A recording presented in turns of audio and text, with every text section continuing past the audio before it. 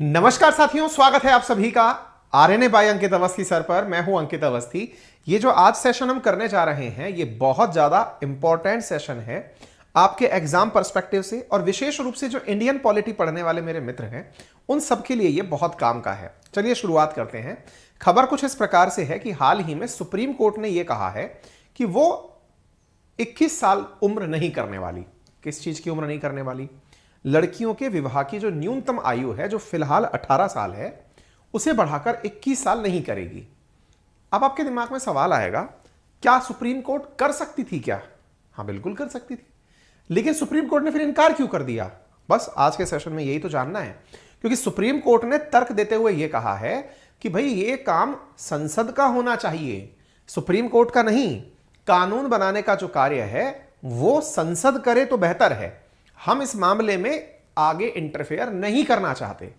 तो supreme court से सवाल लोगों ने पूछा कि आपने आज से पहले तो बहुत सारे मामलों में इंटरफेयर किया है, चाहे कार्यस्थल पर यौन हिंसा हो, चाहे सबरीमाला मामला विवाद हो, या फिर जो हाल ही के अंदर जो महिलाओं के गर्भ धारण के लिए गर्भपात के लिए जो कानून आया था उसमें इंटरफेयर हो।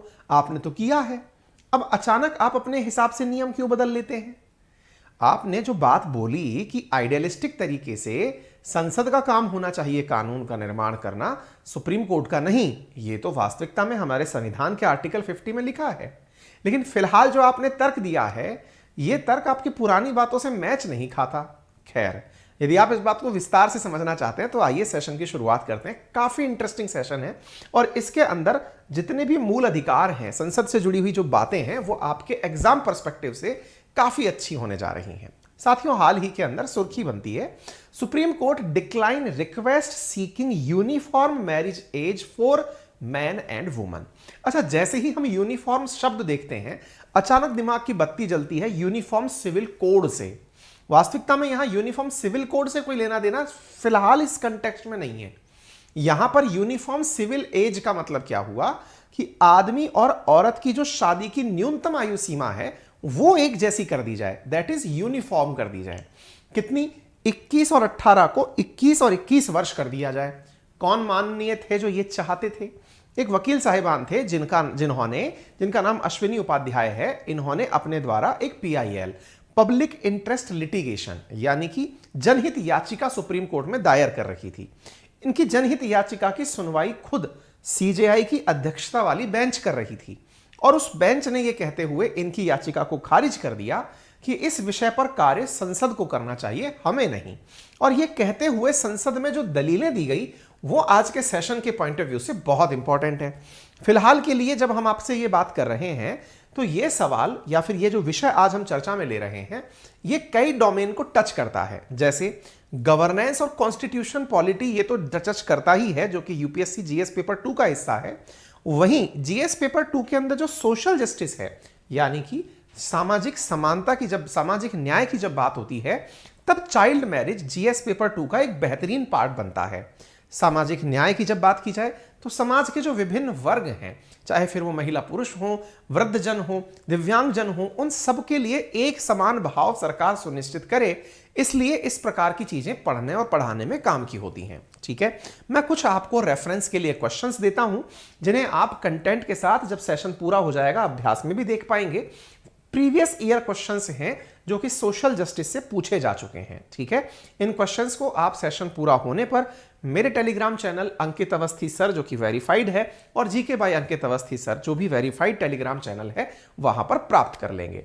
फिलहाल के लिए अश्विनी उपाध्याय जी ने, जो कि एक अधिवक्ता हैं, उन्होंने सुप्रीम कोर्ट के 3 जजेस वाली बेंच के सामने अपनी बात को रखा था। ये जजेस की जो बेंच थी उसमें जस्टिस PM नरसिम्हा थे, CJI DY चंद्रचूड़ थे, और साथ में जस्टिस JB पादरीवाला थे। आप तीनों की बेंच के सामने इनके द्वारा, यानी अश्विनी उपाध्याय जी के द्वारा, यह मांग की गई थी। क्या मांग थी? कि साहब महिला और पुरुष की उम्र एक समान कर दी जाए। सुप्रीम कोर्ट ने इनकी याचिका को खारिज कर दिया। यह याचिका यहां तक पहुंची कैसे थी? तो दिल्ली हाई कोर्ट में पहले लगाई गई थी, वहां पर जब नहीं हो पाई तो सुप्रीम कोर्ट चली गई थी। CJI DY Chandrachud, justice PS Narasimha, justice JB Pardiwala की बेंच ने सुनवाई के दौरान यह कहा कि आप हमसे चाहते क्या हैं? तो इन्होंने कहा सर 18 साल की उम्र को हटा दिया जाए। ठीक है, 18 साल की उम्र को हटा दिया जाए और उसे 21 कर दिया जाए।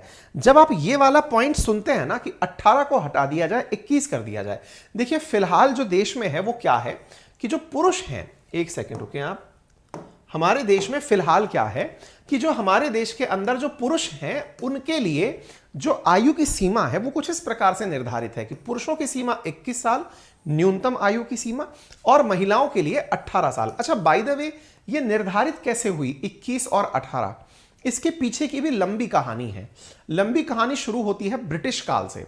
ब्रिटिश काल के दौरान पहले शुरुआती समय पर न्यूनतम आयु जो महिलाओं के लिए थी ये कुछ निर्धारित ही नहीं थी।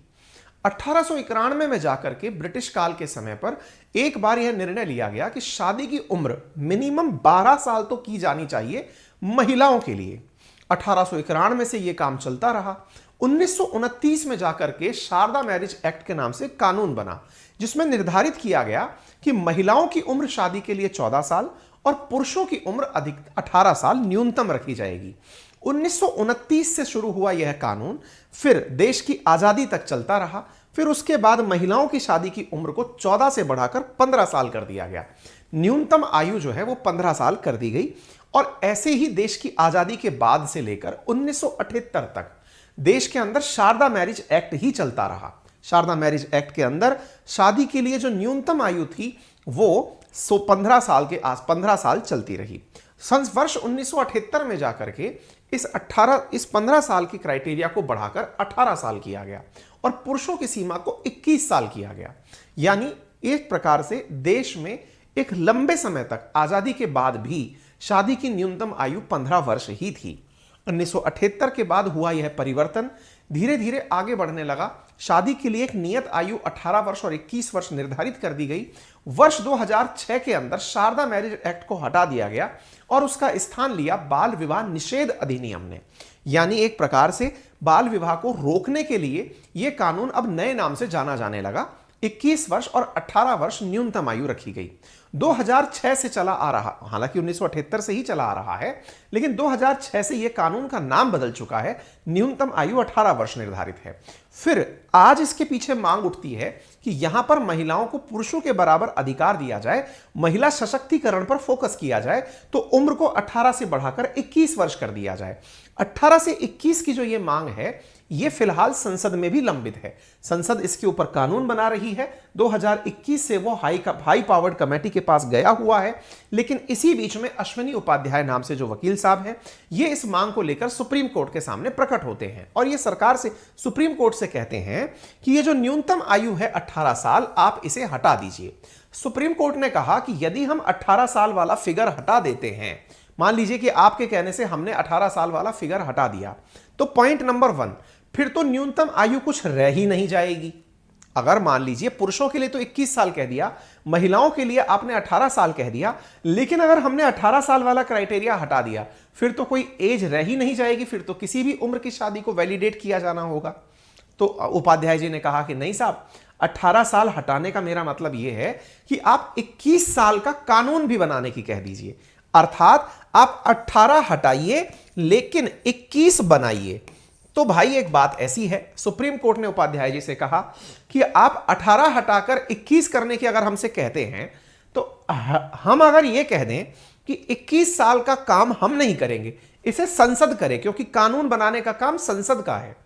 अच्छा, लेकिन आपके कहने पर हम यह हटा दें तो फिर संसद में 21 नहीं बना, आपके कहने पर 18 हमने हटा दिया, तो महिलाओं के लिए तो कोई भी आयु, वैधानिक आयु बचेगी ही नहीं। ऐसी स्थिति में संसद ने कहा कि हम, सुप्रीम कोर्ट ने कहा कि हम ये वाला काम भी नहीं करेंगे, यानी इस क्राइटेरिया को डिलीट हम नहीं मारेंगे और 21 साल का क्राइटेरिया हम फुलफिल नहीं करेंगे। ठीक है साहब। इस बात में जब बात होने लगी तो फिर संसद से यह बात सामने आई कि यार इस पे तो ऑलरेडी कानून बनने गया हुआ है, आप हमारे पास क्यों आए हैं? तो बोले सर मैं इसलिए आया हूं क्योंकि देश में आर्टिकल 14, आर्टिकल 15 होना जरूरी है। बोले किस प्रकार से होना जरूरी है? और 21 का भी यहां पर होना जरूरी है महिलाओं के लिए। बोले भाई ऐसा क्या चाहते हो? बोले देखिए सर, बात ऐसी है कि क्यों ऐसा किया जाए कि महिलाओं को 14, मतलब आर्टिकल 14 कहता है, क्या कहता है? Equality before law. तो ऐसी स्थिति में महिलाओं के लिए जो शादी की न्यूनतम आयु है वो 18 साल क्यों हो, 21 क्यों ना हो, उन्हें जेंडर के आधार पर सेपरेट क्यों किया जाए। इधर देखिए, ground on religion, race, caste, sex, आप सेक्स के आधार पर उन्हें सेपरेट क्यों ट्रीट कर रहे हैं। आर्टिकल 15 का आप उल्लंघन करवा रहे हैं।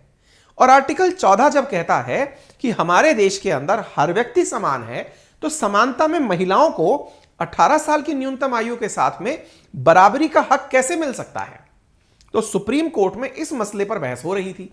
आर्टिकल 21 जो कि जीने के अधिकार की बात करता है, तो बोले आप एक प्रकार से महिलाओं को बराबरी चाहते ही नहीं है, तो आप इसको देना अगर चाहते हैं तो इन कानूनों को या इन मूल अधिकारों को ध्यान में रखते हुए सुप्रीम कोर्ट से गुजारिश है कि महिलाओं को सशक्त किया जाए और 21 साल तक ले जाया जाए।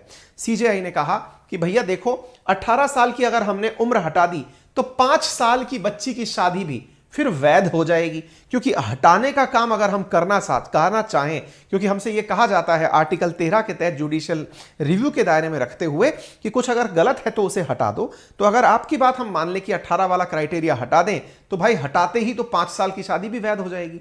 तो ऐसी स्थिति में यह कानून बन जाए वो ज्यादा जरूरी है, और बनाने का काम सुप्रीम कोर्ट करे, ऐसा यहां पर जज ने कहा।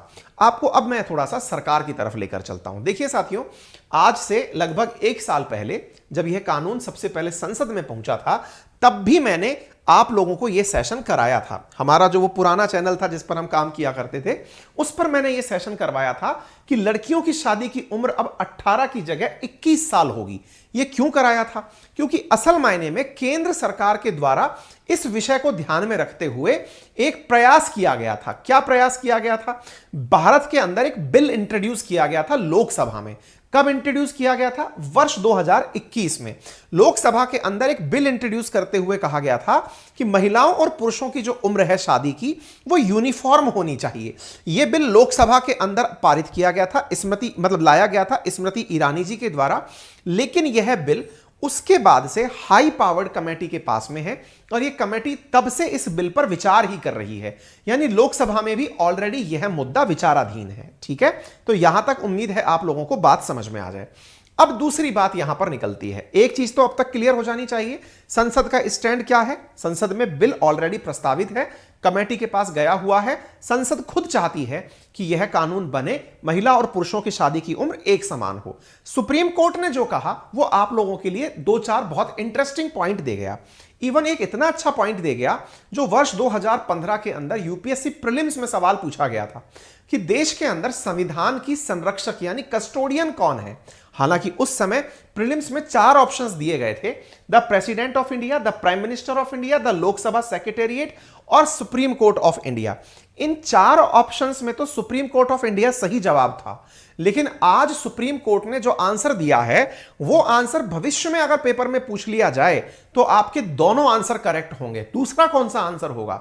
पार्लियामेंट को भी आज सुप्रीम कोर्ट ने संविधान का संरक्षक बताया है। डीवाई चंद्रचूड़ सीजेआई की अध्यक्षता वाली इस बेंच ने हाल ही में कहा है कि संसद भी संरक्षक है। तो आप में से जो विद्यार्थी यूपीएससी की प्रिपरेशन कर रहे हैं वो ध्यान रखें कि 2015 यूपीएससी प्रीलिम्स के हुए आंसर में सुप्रीम कोर्ट ऑफ इंडिया को संरक्षक माना गया था। हालांकि बाकी 3 पॉइंट्स में यह चीज पूछी नहीं गई थी, इसलिए सुप्रीम कोर्ट आंसर सही था। लेकिन आज सुप्रीम कोर्ट ने खुद क्या कहा है कि संसद भी संविधान की संरक्षक है। यानी इन्होंने कहा कि हम इकलौते एकमात्र कस्टोडियन नहीं हैं संविधान के। आप में से कुछ लोगों को यह सवाल दिमाग में अटक सकता है, इससे कस्टोडियन क्या होता है? कस्टोडियन का मतलब हुआ कि अगर संविधान में कुछ भी गलत होगा तो उसकी हिफाजत करने के लिए हम आगे निकल कर आएंगे। That kind of nature is known as custodian. Supreme Court आज तक यह काम जुडिशियल एक्टिविज्म आर्टिकल 13 के तहत करती आई है। हालांकि वो जुडिशियल रिव्यू कहती है, हम लोग उसे एक्टिविज्म कह देते हैं जब ज्यादा इंटरफेयर होता है। लेकिन ऐसी स्थिति में आर्टिकल 32 और आर्टिकल 13 का उपयोग करते हुए सुप्रीम कोर्ट ने कई बार संसद द्वारा बनाए गए कानूनों को हटाया है, अमान्य किया है, उन्हें साइड लाइन कर दिया है कि नहीं भाई ये मान्य नहीं होगा। लेकिन अब यहां पर यह बात जब निकल कर आती है कि जो संसद कानून बनाती है वो खुद भी संसद की संविधान की संरक्षक है, यह सुप्रीम कोर्ट की बात अब आने वाले समय में बार बार कोट की जाएगी। आज के सेशन में यह बहुत इंपॉर्टेंट लाइन निकल कर आई है। ठीक है, चलिए थोड़ा आगे बढ़ते हैं। सीजेआई ने कहा हम अकेले संविधान के संरक्षक नहीं है, संसद का रुख करें और वो भी संविधान की संरक्षक हैं। ठीक है साहब। अब उपाध्याय ने यह कहा कि साहब मैं इस मुद्दे को लेकर के क्या लॉ कमीशन के पास जा सकता हूं? बोले आपको किसी ने जाने से रोका है क्या? चले जाइए, हमसे इजाजत लेके क्यों जाना चाहते हैं? तो फिर खुद अमृत जो उपाध्याय साहब थे जो केस लेकर गए थे, इन्होंने कहा कि सर मुझे अगली कोई तारीख दे दीजिए, आज मैं पूरी तरह प्रिपेयर होकर नहीं पहुंच पाया हूं। तो ऐसी स्थिति में सुप्रीम कोर्ट ने कहा इस मामले को हम यहीं रफा दफा करते हैं, बाद में संसद से यह काम पूरा हो जाएगा, आप जाइए। ठीक है, तो ऐसा करके जो रेमेडी लेने के लिए आर्टिकल 32 के तहत पहुंचे थे उपाध्याय साहब PIL लगाकर, उन्हें यहां से कोई भी जबरदस्त जवाब नहीं मिला। सुप्रीम कोर्ट ने आगे की राह दिखा दी कि साहब आप आगे जाकर के संसद से विश्वास रखें कि वहां से कानून बनेगा। अब जो संसद ने आज कार्य प्रदर्शित किया है, असल मायने में देश के लोकतांत्रिक व्यवस्थाओं को सही तरह से संचालित करने के लिए भारत के जो नीति निदेशक तत्व हैं, उसमें आर्टिकल 50 के तहत यही बात कही गई है। क्या कही गई है? आज जो सुप्रीम कोर्ट ने अपने द्वारा कार्य का प्रदर्शन किया है, वो आर्टिकल 50 के अंदर बहुत अच्छे से लिखा है। क्या लिखा है? The state shall take step to separate the judiciary from the executive in the public service of the state. यानी एक प्रकार से सेपरेशन की बात की है, अधिकारों के पृथक्करण की बात आर्टिकल 50 के अंदर की गई है। इसका अर्थ क्या हुआ? इसका अर्थ यह हुआ कि सेपरेशन ऑफ पावर्स हो, अर्थात जुडिशरी को न्याय का काम करना होना चाहिए, तो वहीं पर जो लेजिस्लेचर है, जो पार्लियामेंट है, उसको कानून बनाने का काम करना चाहिए, और जो एग्जीक्यूटिव बॉडीज हैं उन्हें इंप्लीमेंट करने का कार्य करना चाहिए। आज जिस समझदारी का कहिए या फिर जिस बहुत ही अच्छा स्टैंड सुप्रीम कोर्ट ने आज लिया है, जिसमें उन्होंने अपने आप को यह किनारा करते हुए कहा है संसद संसद का काम करे, न्यायपालिका न्यायपालिका का कार्य करेगी, यह सेपरेशन ऑफ पावर की एकदम बेहतरीन व्याख्या है। उम्मीद है यहां तक आपको क्लैरिटी आ गई हो। तो संसद ने कुछ सुप्रीम कोर्ट ने कुछ क्यों नहीं कहा? आर्टिकल 50 की पालना अच्छे से हो गई इसलिए नहीं कहा। ठीक है साहब, चलिए अब थोड़ा एक कदम आगे बढ़ते हैं। अब यहां पर एक क्रॉस क्वेश्चन बनना शुरू होता है जब हम सुप्रीम कोर्ट की इतनी अच्छी बातें, देवतुल्य वाणी सुन लेते हैं कि वाह, इन्होंने लोकतंत्र में विश्वास किया है, संसद के द्वारा किए गए कार्यों की सराहना की है एक प्रकार से कि आप लोग ही डिसीजन लें, हम नहीं लेंगे। तो अब यहां पर एक सवाल खड़ा होता है जो कि आर्ग्यूमेंटेटिव है कि सुप्रीम कोर्ट महोदय, आपने आज तक पहले कभी इस बात पर विचार क्यों नहीं किया? बोले मतलब कहना क्या चाहते हो? बोले आपने आज से पहले भी तो कई बार जब कोई कार्य संसद नहीं कर पा रही थी या आपको लगा कि आपको ठीक लगता है, तो आपने संसद के अधिकारों को अपने आदेश में डाल दिया। जैसे विशाखा गाइडलाइंस देख लीजिए, जैसे सबरीमाला के अंदर महिलाओं का प्रवेश देख लीजिए, 10 से लेकर 50 साल की उम्र की महिलाओं का प्रवेश आपके आदेश से हुआ। टेक्निकली तो इसे भी संसद को करने देना चाहिए था। इतना ही नहीं, अगर आपको लगता है कि कानून बन रहे हैं तो कानूनों के अंदर विशाखा गाइडलाइंस, जो कि Vishakha versus state of Rajasthan case के बाद निकलकर आई थी, वो भी आप ही ने महिलाओं को कार्य क्षेत्र में सुरक्षा मिले, यह निर्धारण आप ही ने गाइडलाइंस मिलाकर कर दी थी। आपने इस कार्य को किया और इसकी काफी तारीफ भी हुई कि हां, सुप्रीम कोर्ट ने बहुत अच्छी गाइडलाइंस दी हैं, महिलाओं को वर्क प्लेस से इसकी वजह से सुरक्षा मिलेगी। लेकिन आपने संसद का काम खुद कर दिया था।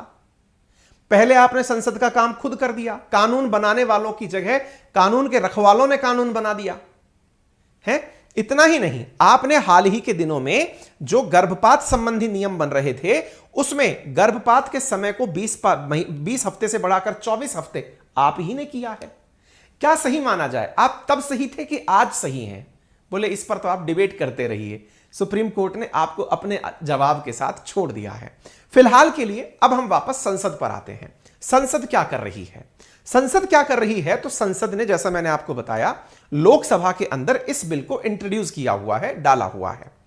अब सवाल यह बनता है कि असल मायने में ऐसा क्या है जो सरकार एकदम चाहती ही है कि महिला और पुरुष की शादी की उम्र एक समान हो जाए? क्या दिक्कत क्या है 21 और 18 होने में? दिक्कत क्या है पहले वो समझिए। देखिए, असल मायने में जो सबसे बड़ा उद्देश्य सरकार मानती है वो है महिला सशक्तिकरण, एम्पावरमेंट ऑफ वुमन। यहां पर यह ध्यान रखिएगा, चाइल्ड मैरिज पर इस कानून के आने से कोई खास फर्क नहीं पड़ेगा। आप पूछेंगे ऐसा आप क्यों कह रहे हैं? नेशनल फैमिली हेल्थ सर्वे बताता है कि 2014 से लेकर 2019 के बीच में चाइल्ड मैरिज में मात्र 4% की गिरावट आई है। यानी जो पहले 25 थी वो 21% हो गई है। कोई बहुत बड़ा अंतर नहीं आया है। देश में कानून होने के बावजूद भी चाइल्ड मैरिजेस होती हैं। तो चाइल्ड मैरिजेस पर जब आप कोई पाबंदी नहीं लगा पाए हैं तो आपके केवल कानून बना देने से कोई चीज परिवर्तित नहीं हो जाएगी। फिर सवाल है, फिर भी बराबर करने की क्यों बात कर रहे हैं? इसलिए कि जो कानून के साथ काम करने वाले लोग हैं, जो लॉ अबाइडिंग सिटीजन्स हैं, उन्हें यह रहेगा कि 21 साल से पहले महिलाओं की शादी के बारे में विचार ही नहीं करना है, तो इससे वुमन एम्पावरमेंट होगा। जैसे महिलाओं को शिक्षा के ज्यादा अवसर दिए जाएंगे, जैसे महिलाओं को शादी के कारण पहले से ही पढ़ाई से रोककर साइड नहीं बिठाया जाएगा, महिलाएं भी देश की इकोनॉमी में पैरेलल कदम मिलाकर आगे बढ़ेंगी, रोजगार के अवसरों में उन्हें और आगे मौके दिए जा सकेंगे। इस वजह से prohibition of child marriage bill जो है वो लोकसभा के अंदर लाया गया था, जिसके पीछे का बहुत बड़ा कारण वुमन एम्पावरमेंट था। फिर सवाल पूछेंगे, क्या सरकार ने मतलब बिल्कुल वैसे ही कि वंस अपॉन ए टाइम बस एकदम दिमाग में आया कि ऐसा कर देना चाहिए? जी नहीं। सरकार ने इस डिसीजन को बिल के रूप में लाने से पहले एक कमेटी बनाई थी, एक टास्क फोर्स बनाई थी, और उस टास्क फोर्स का नाम था जया जेटली समिति। अब देखिए, ये जितने भी मैंने फैक्ट्स आपको बोले हैं ना, इन्हें कृपया करके आप नोट डाउन कर लीजिएगा। परीक्षा के पॉइंट ऑफ व्यू से, एक बेहतरीन आंसर लिखने के पॉइंट ऑफ व्यू से ये काफी इंपॉर्टेंट है। तो जो जया जेटली समिति थी, उसने रिकमेंडेशन दी थी संसद को कि शादी की उम्र बढ़ाई जानी चाहिए। ठीक है, अब ऐसा अगर होता है तो ऐसी स्थिति में चेंज क्या हो जाएगा? चेंज क्या हो जाएगा? तो जो बिल है वर्तमान में, जो बाल विवाह को प्रोहिबिट करता है, the prohibition of child marriage act, उसमें संशोधन होगा। जो prohibition of child marriage act 2006 है, उसमें अमेंडमेंट होगा, 2021 का बिल कहलाएगा। नंबर 1। इसके बाद में और क्या चीजें होंगी इसके अंदर जो है, मतलब इसको एग्जामिन करने के पीछे जो कारण है वो मैंने आपको सारा लिख दिया है, ये सारा बता दिया है। इसके अलावा इसका विरोध क्यों हो रहा है? ऐसा नहीं है सरकार 2021 से इस बिल को अब तक पास नहीं करा पाई और कृषि बिल को कुछ ही घंटों में पास करा लिया। यह क्या सरकार की मंशा काम करने की है कि नहीं है? दिमाग में आपके प्रश्न आ सकता है। ऐसी स्थिति में अब सवाल यह आता है कि असल मायने में इस कानून के आ जाने से, यदि ये लॉ अभी लोकसभा में है, राज्यसभा के बाद में यदि ये कानून बन गया, तो इसकी वजह जो है वो बहुत बड़े विरोध बन सकते हैं। क्या क्या विरोध हो सकते हैं साहब? ऐसा विरोध हो सकते हैं बहुत सारे वो लोग जिन्होंने अब तक 18 साल की वजह से चाइल्ड मैरिज, यानी कि 18 साल की उम्र हो जाएगी, चलिए तब शादी कर देंगे, अब उनको अगर आप 21 कर देंगे, तो बहुत सारे ऐसे समाज के हिस्से हैं जहां पर चाइल्ड मैरिज कस्टम का हिस्सा है, और अगर आप किसी को उसके रीति रिवाजों से परे करते हैं तो आप आर्टिकल 25 का वायलेशन करते हैं, जिसमें freedom of practice and propagation of religion की बात की गई है। नंबर 1। नंबर 2, अगर आपने इसको क्राइटेरिया 21 कर दिया तो देश की बहुत सारी शादियां असंवैधानिक हो जाएंगी, अविधिक हो जाएंगी। क्यों भाई, ऐसा क्या हो जाएगा? अगर आपने ऐसा कर दिया तो लोगों की शादी की जो उम्र है, मान लीजिए किसी ने 18 की एज में शादी की थी, आपने कानून 18 से 21 कर दिया, तो वो 18 से 21 के बीच का जो टेन्योर है, उसमें उस महिला की शादी कानूनी रूप से वैलिडेट नहीं हो पाएगी, और ऐसी स्थिति में उस महिला के साथ उस पूरे परिवार को लॉ के साथ उलझना पड़ेगा। उम्मीद है आप इस बात को समझ रहे हो। सामाजिक जो ताना बाना है हमारे देश का, उसमें भी इस उम्र बढ़ाए जाने का विरोध हो रहा है। ठीक है, फिलहाल पार्लियामेंट ने अपने द्वारा इस चीज को एक पैनल के पास भेजा हुआ है जो इस विषय पर चर्चा कर रहा है। हालांकि देश की सरकार इस चीज को प्रमोट करती है कि महिलाओं की उम्र इसलिए बढ़ाई जानी चाहिए शादी के लिए ताकि वुमन एम्पावरमेंट हो सके, और सरकार ने इस बात को बोला भी है। प्रधानमंत्री नरेंद्र मोदी का कहना भी है कि जब 18 साल की महिलाएं शादी के बाद मां बनती हैं तो उनके अंदर बच्चों में कुपोषण देखने को मिलता है और मातृ मृत्यु दर पे इसका बहुत फर्क पड़ता है, माताओं की हेल्थ पर भी इसका गहरा असर पड़ता है। इसलिए 21 साल मिनिमम आयु होनी चाहिए, यह वर्तमान में सरकार की मंशा है। इस विषय पर जो देश के वित्त मंत्री है निर्मला सीतारमण जी, उसने भी अपने द्वारा बात कहते हुए कहा था कि हमने जो टास्क फोर्स गठित की थी उसने बहुत सारे लोगों से डिस्कशन करके ही हमें यह बात बताई थी, इसलिए हमने यह निर्णय लिया है। ठीक है, अब थोड़ा सा उम्र का इतिहास जान लीजिए जो कि हिस्ट्री के पॉइंट ऑफ व्यू से इंपॉर्टेंट है। अब तक जो मैंने आपको जानकारी दी वो करंट अफेयर्स और इंडियन पॉलिटी के हिसाब से इंपॉर्टेंट थी। अब मैं जो यहां से आगे आपको जानकारी देने जा रहा हूं वो हिस्ट्री के पॉइंट ऑफ व्यू से कि देश में महिलाओं की शादी को लेकर के प्रावधान क्या रहे हैं। इससे पहले जो बातें मैंने बताई वो जया जेटली समिति की सिफारिश पर थी। ये सारा कंटेंट आपको मिल जाएगा। तो देखिए, सबसे पहले शुरू करते हैं वर्ष 1891 से। तब फूलमणि दास बाल विवाह का मामला हुआ था, एक बच्ची की शादी का मामला जिसमें उस बच्ची की दुर्घटना पूर्वक नुकसान हो जाता है, उस बच्ची का मृत्यु हो जाती है। उसके बाद अंग्रेज सरकार के द्वारा एज ऑफ कंसेंट एक्ट, यानी विवाह के बाद सहमति के साथ, मतलब पति के साथ रहने की जो उम्र है यह 12 साल निर्धारित की गई थी। वर्ष 1891 में शारीरिक संबंध बनाने के लिए महिलाओं की सहमति की उम्र, जिसे आप एज ऑफ कंसेंट कहते हैं, को 12 साल किया गया था। आपको जानकर आश्चर्य होगा कि इस 12 साल करने का भी समाज के कई वर्गों ने विरोध किया था। इवन इतना ही नहीं, बाल गंगाधर तिलक जैसे जो लोग थे उन्होंने भी इस 12 साल की उम्र किए जाने का विरोध अंग्रेजों का यह कहते हुए किया था कि आप हमारे सांस्कारिक जो मूल्य हैं, जो हमारे पारिवारिक मूल्य हैं, उनमें इंटरफेयर कर रहे हैं। ठीक है, लेकिन अंग्रेजों का साथ भी कई महिलाओं ने दिया, जैसे पंडिता रमाबाई, आनंदी गोपाल जोशी जो उस समय की महिला क्रांतिकारी थी। उन्होंने सरकार का, जो ब्रिटिश कालीन सरकार थी, उसका इस 12 साल की उम्र किए जाने का सम्मान किया या कहिए साथ दिया। आप विचार करें, इससे पहले इसका मतलब 12 साल से भी कम उम्र की महिलाओं का विवाह, बच्चियों का विवाह हो जाता था और वो पूरी तरह से कानूनी रूप से वैध था।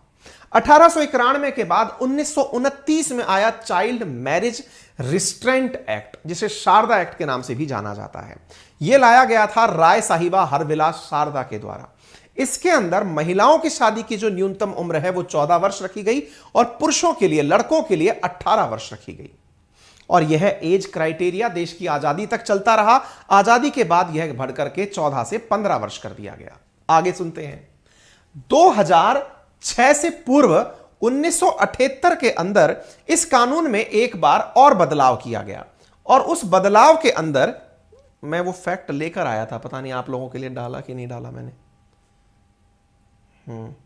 ठीक है ना, ये यहां से चलते हुए 14 से 18 जो है ना वो 1978 में हुआ था। 2006 के अंदर शारदा एक्ट का नाम बदल करके बाल विवाह निरोध अधिनियम, निषेध अधिनियम कर दिया गया था और उसके बाद से 21 साल और 18 साल उम्र चली आ रही थी। वर्ष 2006 से बाल विवाह निषेध अधिनियम लागू है, लेकिन इस एक्ट से पहले ही, 2006 से पहले ही 1978, मैं एक्चुअली क्यों कंफ्यूज हो रहा हूं, ये रहा, मैं वही कह रहा हूं कि 1978 था।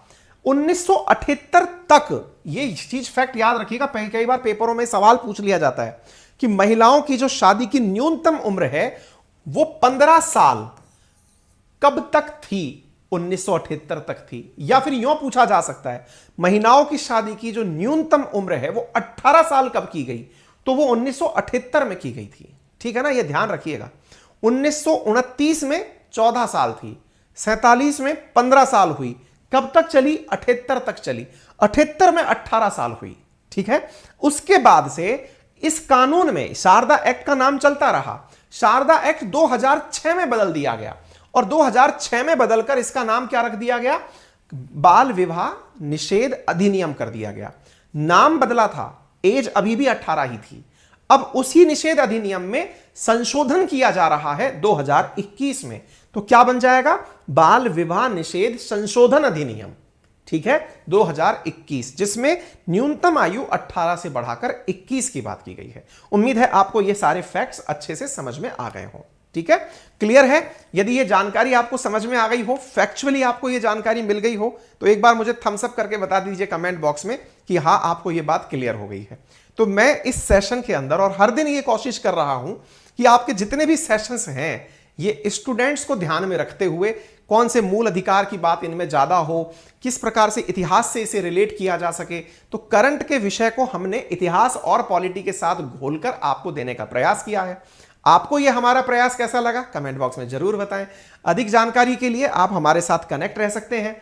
हमने आप लोगों को इसी तरह से अपनी पूरी basics history, geography, polity, economy, जो विशेष रूप से एसएससी के विद्यार्थियों के लिए आने वाले समय में बहुत बड़ा रोल प्ले करेगी। मैं आपको बता दूं, एसएससी वाले विद्यार्थी अभी से दिमाग में बिठा लें, चाहे आप कितनी भी तैयारी कर लें, अब बहुत बड़ा रोल प्ले करने जा रहा है जीके, क्योंकि मेंस के अंदर ये चारों सब्जेक्ट बहुत बड़े तरीके से पूछे जाएंगे। बराबर वेटेज अब आपके मेंस के अंदर जीके का है। इसलिए मैं आपसे कह रहा हूं, यदि आप वाकई में चाहते हैं कि आपका एग्जाम, क्योंकि लिमिटिंग रिएजेंट अब जीके है, अगर आप चाहते हैं कि उसकी पूरी प्रिपरेशन हो तो वो एक ही वन स्टॉप सॉल्यूशन है, दैट इज आरएनए बाय अंकित अवस्थी। ये हमारा एप्लीकेशन है जिसका लिंक कमेंट बॉक्स में पिन है। आप यहां जाएं, अपने लिए रजिस्ट्रेशन कराएं। आपका एक बेहतरीन बैच यहां आ रहा है जो हिंदी इंग्लिश दोनों भाषाओं में है। लाइव के साथ साथ रिकॉर्डेड भी देखा जा सकता है। पूरा कंटेंट दोनों भाषाओं में बाइलैंग्वेज उपलब्ध कराया जाएगा। प्रॉपर तरीके से 6 महीने विस्तार पूर्वक सिलेबस खत्म कराया जाएगा। कुछ लोग ये डिमांड कर सकते हैं, अजी सर पेपर तो बिल्कुल आ गया। भाई साहब कोई बात नहीं, अगर आप अब तक नहीं कर पाए या तो आपको पहले जाग जाना चाहिए था। हम अब जागे हैं, आप हमारे साथ जाग जाइए। लेकिन अगर आप जाग गए हैं तो ये यकीन मानिए, जितने भी विद्यार्थी इस समय कंपटीशन में हैं वो जीके के बिना पेपर के अंदर बहुत ज्यादा चुनौतियां फेस करेंगे। यदि आप वाकई में चाहते हैं कि आपका जॉब आपके साथ रहे तो इस जीके को अपनी ताकत बना लीजिएगा। यह केवल एसएससी के लिए नहीं, डिफेंस के लिए भी लागू है, बाकी सबके लिए तो पहले भी लागू था। एसएससी वालों के लिए विशेष रूप से ये जो सेशन है ना, ये बहुत ज्यादा काम की चीज है। आप इस पर काम करें। हिस्ट्री, ज्योग्राफी, पॉलिटी, इकोनॉमी, चारों सब्जेक्ट आपको एक साथ उपलब्ध कराए जा रहे हैं बहुत ही नॉमिनल कीमत पर। क्लासेस सीधा बोर्ड से होंगी, बहुत अच्छे से 1 वे 2 वे प्रॉपर तरीके से डिस्कशंस होंगे, प्रॉपर कॉल सेंटर की सुविधा, प्रॉपर डाउट सॉल्विंग की सुविधा और प्रॉपर समय पर गाइडेंस आपको दी जाती रहेंगी। अपनी सीट जल्दी से बुक करा लें। और जो बात थी रिफंड की, हमने गूगल फॉर्म आपके लिए लगाया हुआ है, आप जाकर अपना रिफंड फॉर्म फिल कर दें। आपका जो अनअकैडमी से रिफंड आना था वो होपफुली आने की मेल शुरू हो चुकी होंगी। आप अपना कमेंट बॉक्स में वो भी जानकारी हमें देते रहें। फिलहाल के लिए इतना ही। ये कंटेंट आपको यहां पर प्राप्त हो जाएगा, वेरीफाइड अकाउंट है। धन्यवाद। टेलीग्राम का